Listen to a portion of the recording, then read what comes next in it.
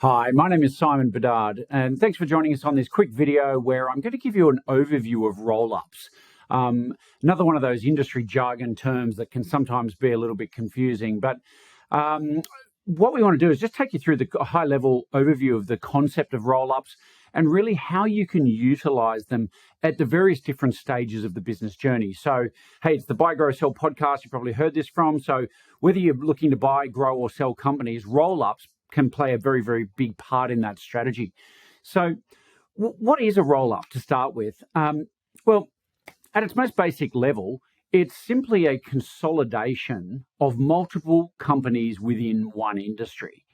Now, that might sound like a bit of jargon as well, but typically what you'll find is you get private equity groups or larger organizations that have a very solid or positive outlook for a particular industry.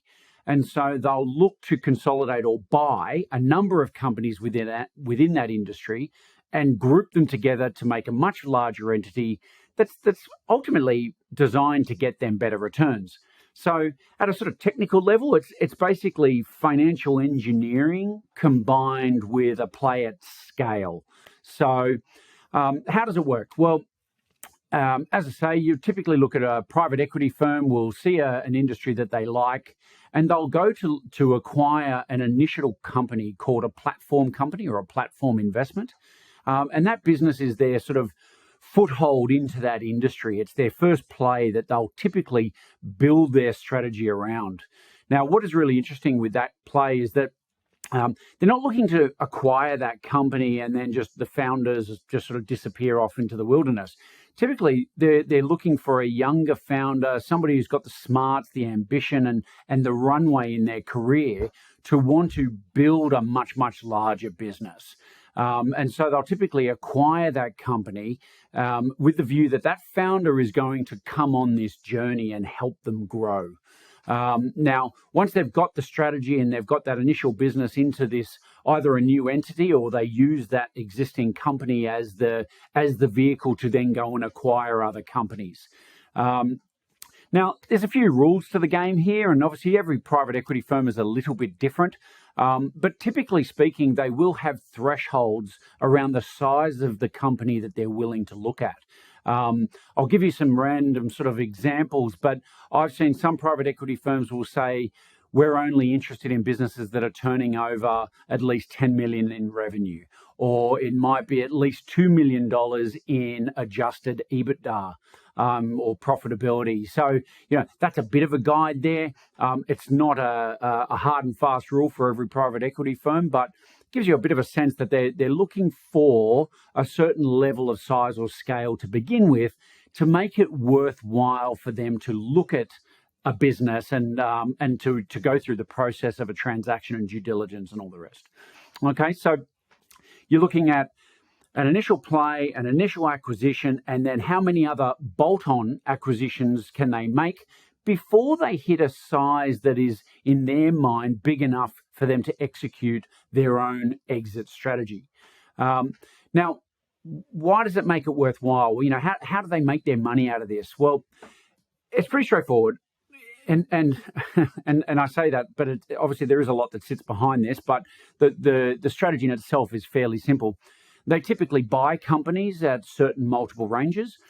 Let's just say they might be paying between a 4 to 5 multiple of profit is how they come to the valuation on their acquisitions.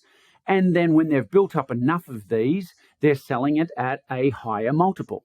Now, as a rule, bigger businesses get bigger multiples, right? And that's a good underlying principle for you to remember here. But if they're paying at a 4 to 5 times and they can sell at an 8, 9, or 10 times, well, clearly they've been able to double their money. Now, what you will find, and if you're reading the press and watching sort of any of these types of deals that are in the public sphere, 8, 9, 10 multiples are very achievable. If they're looking at a large strategic sort of trade sale, those multiples might be even higher. You might be looking at sort of 12 to 15. Of course, if they go into an initial public offering, as in they go public, they list on the stock exchange, an IPO may well list at 15 to 20 times their EBITDA or their profits. So depending on the strategy for the private equity firm, that will decide kind of which avenue they take. But of course, by the time they go to exit, it will very much depend on what's going on in the market, who are the other players, and are there any strategic trade sort of players out there that are looking to do that type of acquisition.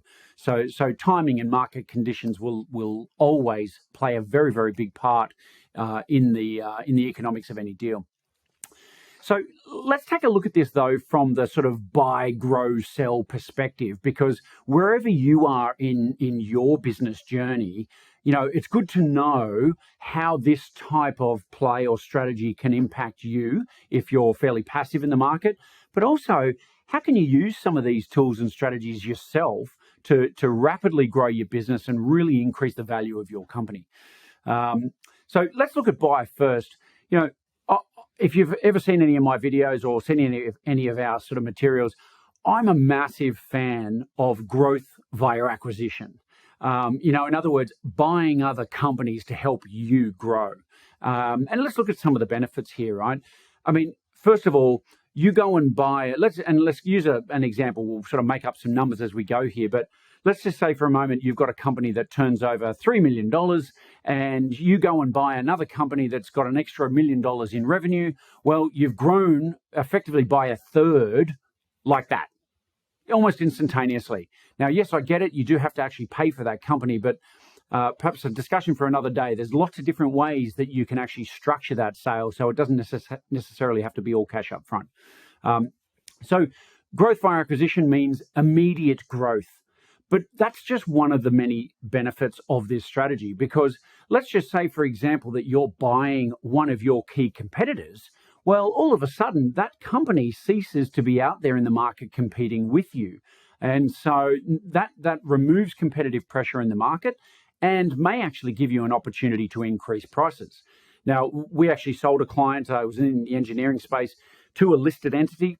And that was exactly what they did. Once they purchased our client, one of their biggest competitors was taken out, and that company pretty much on the day it settled put out a memo saying prices were up by 15% across the board, across all states, areas, and products and services.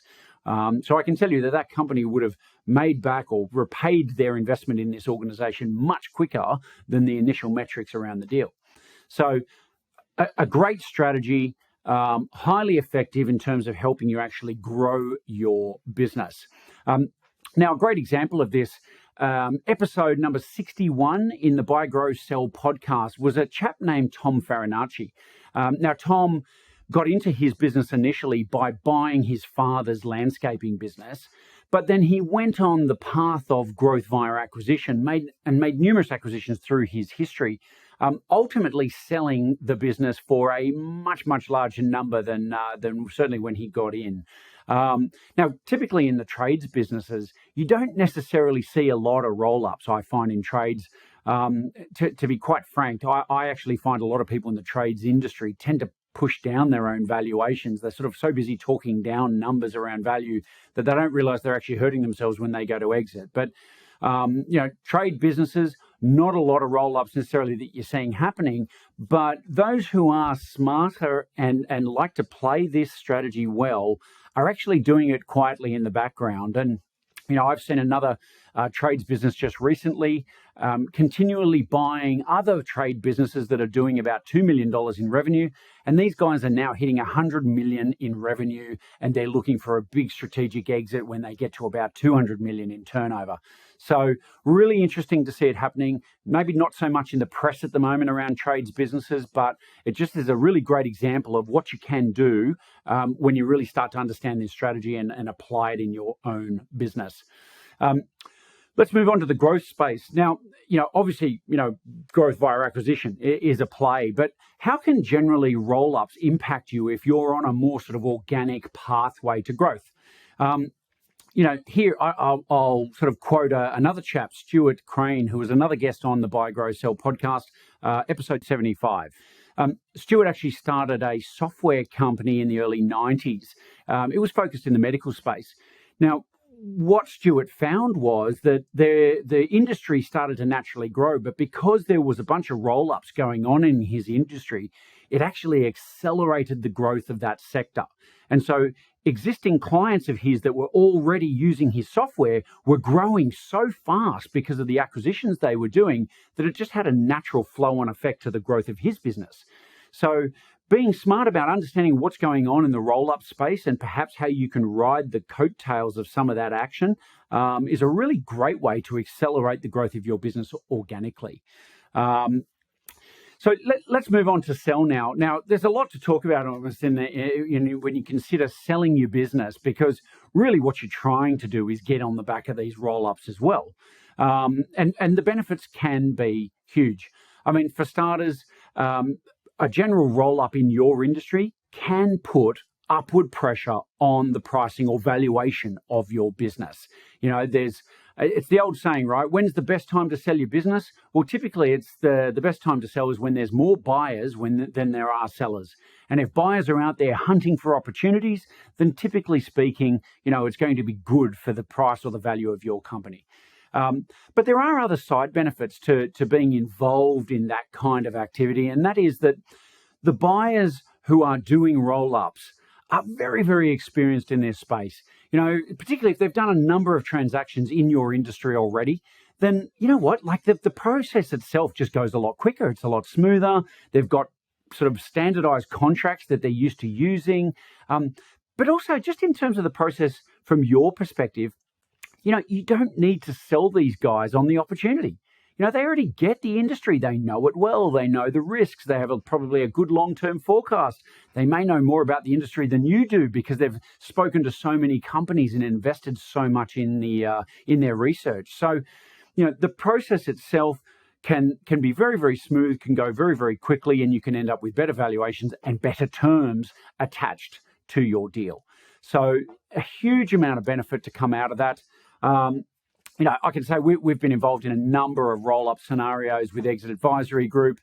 These have covered industries like software, e-commerce, manufacturing, transport and logistics, wholesaling, you name it. There's actually been an enormous amount of roll-ups that we've seen out there. There is still a little bit of art in terms of how you position yourself for this type of sale or type of transaction.